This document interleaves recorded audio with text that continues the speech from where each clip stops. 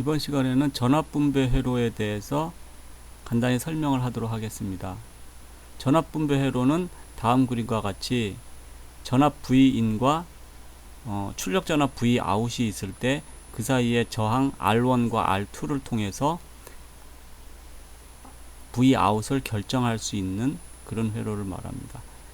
출력 아래식과 같이 출력 전압 Vout은 저항값 R1과 R2의 합분의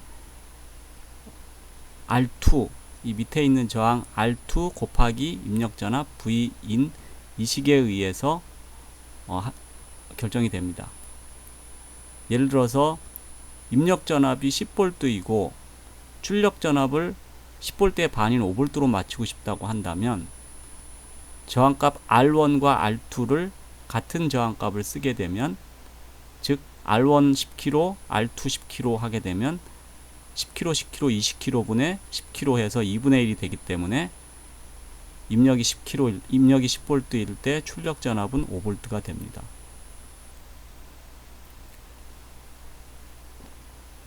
아래식을 간단히 보도록 하겠습니다. 이것은 입력 전압이 5V이고 출력 전압이 3.3V일 때 저항값을 어떻게 구하느냐 하는 문제인데요.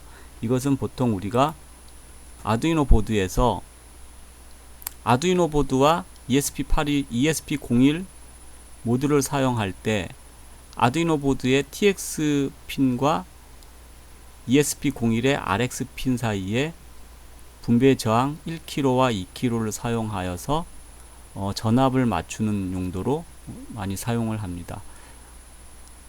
아두이노 우노의 경우는 5V로 동작을 하고 ESP01 같은 경우는 3.3V로 동작을 하기 때문에 아두이노의 TX 핀에서 5V 레벨로 출력이 나왔을 때 두 개의 저항 비에 의해서 ESP01의 RX 쪽으로는 3.3V의 입력으로 맞춰져서 들어가게 됩니다. 이렇게 됐을 때 ESP01이 사용 가능한 3.3V로 낮추기 때문에 이 보드에 무리가 없게 됩니다. 사실 이 저항 두 개를 이렇게 쓸 수도 있지만 그렇지 않고 보통은 이러한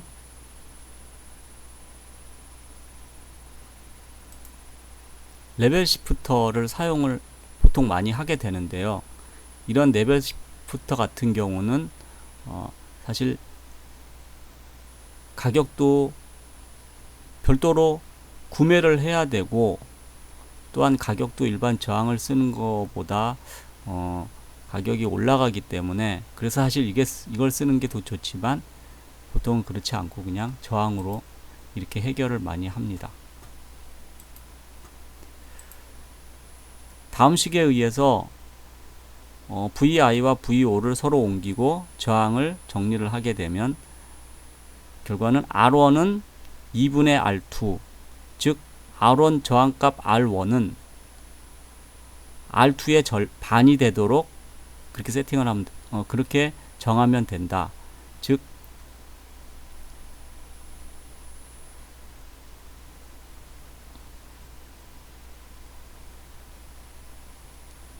만약 R1이 1kg이고 R2가 2kg라고 하면 R1 플러스 R2 3kg분의